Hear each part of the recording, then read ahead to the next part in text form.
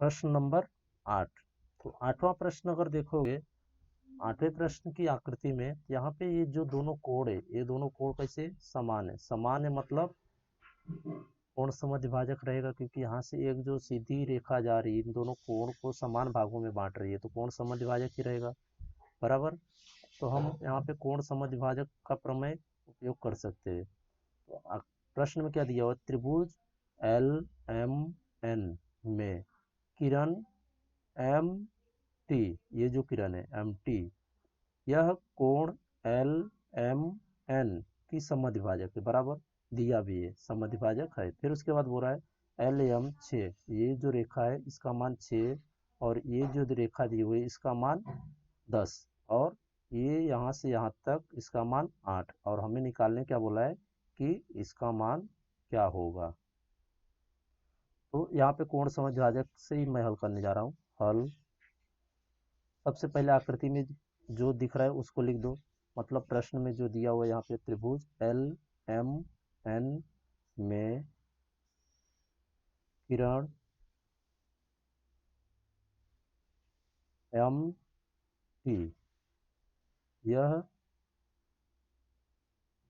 कोण L M N की समद्विभाजक है।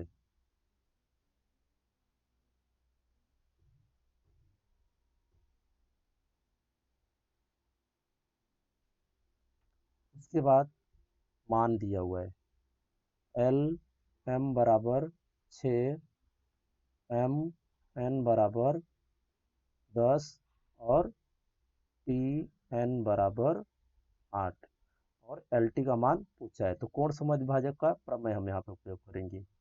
एम एल बटे एम एन बराबर एल टी बटे टी एन, कोण समद्विभाजक प्रमेय से।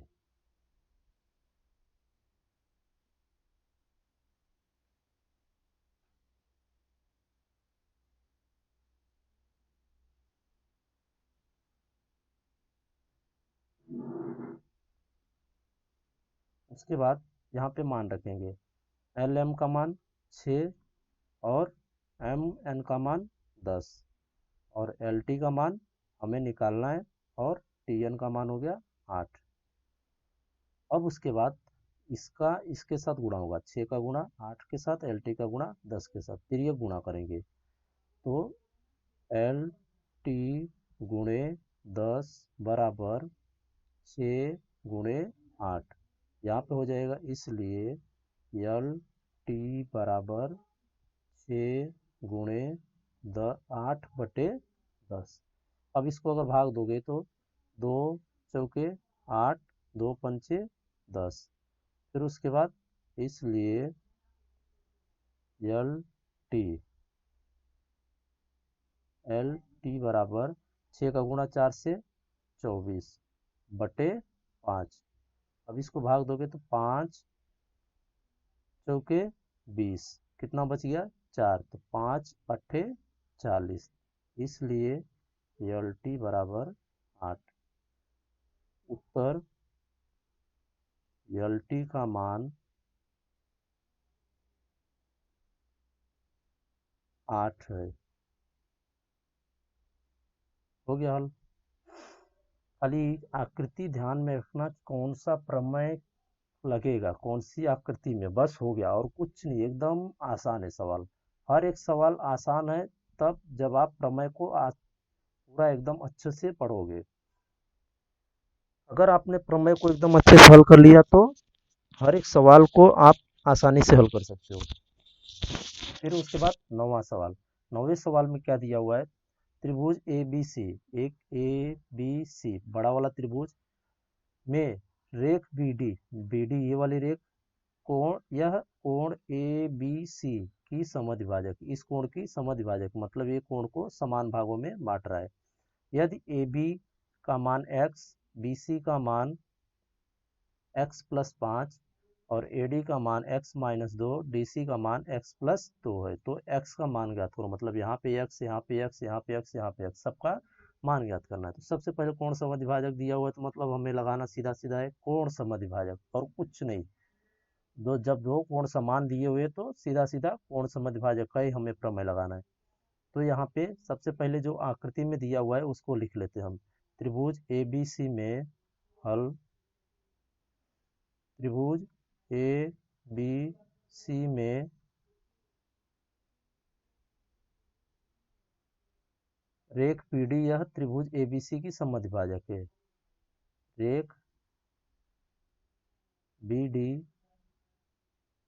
यह कोण ABC की समद्विभाजक है।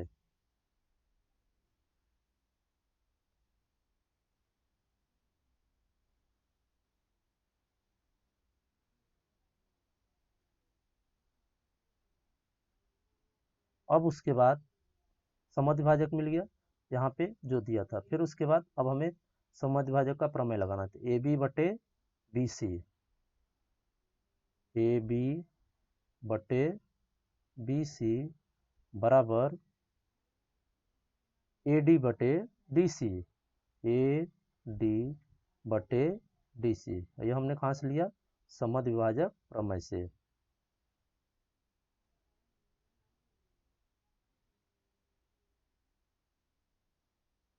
या अच्छा ये हमने लिया हमने लिखा था पहला वाला प्रश्न में देखा था समानुपात मूलभूत प्रमेय से। अगर मैं आपको दिखाऊं वो प्रमेय, यहाँ पे हम समानुपात मूलभूत प्रमेय का उपयोग कर रहे हैं। तो समानुपात मूलभूत प्रमेय इसी के लिए उपयोग करते हैं ना। तो यहाँ पे आ जाएगा समानुपात मूलभूत प्रमेय से। यहाँ पे हो जाएगा समानुपात मूलभूत प्रमेय।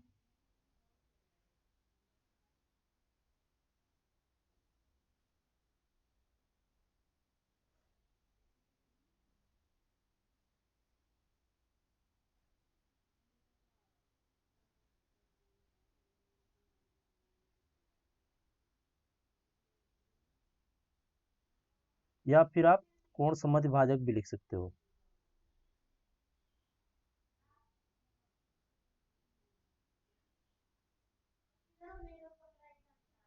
अब इसके बाद आपको AB का मान रखना है। AB का मान x और BC का मान x प्लस 5 बराबर AD का मान x माइनस 2 और DC का मान x प्लस 2। अब इसके बाद आपको तिर्यक गुणा करना है इन दोनों का आपस में, इन दोनों का आपस में। तो x का x प्लस 2 से गुणा और x माइनस 2 का गुणा x प्लस 5 के साथ। यहाँ पे हो जाएगा x का गुणा x से करोगे तो x घाते 2 हो जाएगा और x का गुणा 2 से करोगे तो 2x हो जाएगा। फिर उसके बाद x का गुणा x से करोगे तो x का घात 2, x का गुणा 5 से करोगे तो 5x हो जाएगा। 2 का गुणा x से करोगे तो माइनस 2x होगा क्योंकि माइनस दिया हुआ था 2 के सामने। फिर उसके बाद 2 का गुणा 5 से करोगे तो माइनस 10 हो जाएगा। अब उसके बाद चर को एक तरफ कर दो, संख्या को एक तरफ। यहाँ पे x की घात 2 और यहाँ पे x की घात 2 दोनों समान है, कट जाएगा। बचेगा क्या? 2x, इसलिए x की घात 2 बराबर 5x और 2x को घटाओगे तो क्या बचेगा? 3x minus 10। अब उसके बाद 2x को इधर लाओगे माइनस की तरफ, ये 3x हो जाएगा। ये माप प्लस में था तो इधर आया माइनस में हो गया, बराबर माइनस 10 बच गया। फिर उसके बाद इसलिए यहाँ पे क्या बचेगा? माइनस x, यहाँ पे हो जाएगा माइनस 10। इसलिए x बराबर 10, दोनों तरफ माइनस के साथ गुणा कर दो तो ये माइनस और ये माइनस कट जाएगा। तो x का मान आ गया हमारे पास। अब उसके बाद यहाँ पे देखो AB का मान दिया था x, BC का मान दिया होता है x प्लस 5 और AD का मान। तो सबका मान यहाँ पे एक बार लिख लेना आप। यहाँ पे मैं लिख रहा हूँ हर एक का मान। AB बराबर x और BC बराबर x प्लस 5। यहाँ पे ये एक लाइन लिखना है AD बराबर x माइनस 2 और BC बराबर x प्लस 2। अब इसके बाद यहाँ पे इसलिए AB बराबर x दिया हुआ है तो x का मान 10 आ गया, तो यहाँ पे हो जाएगा 10।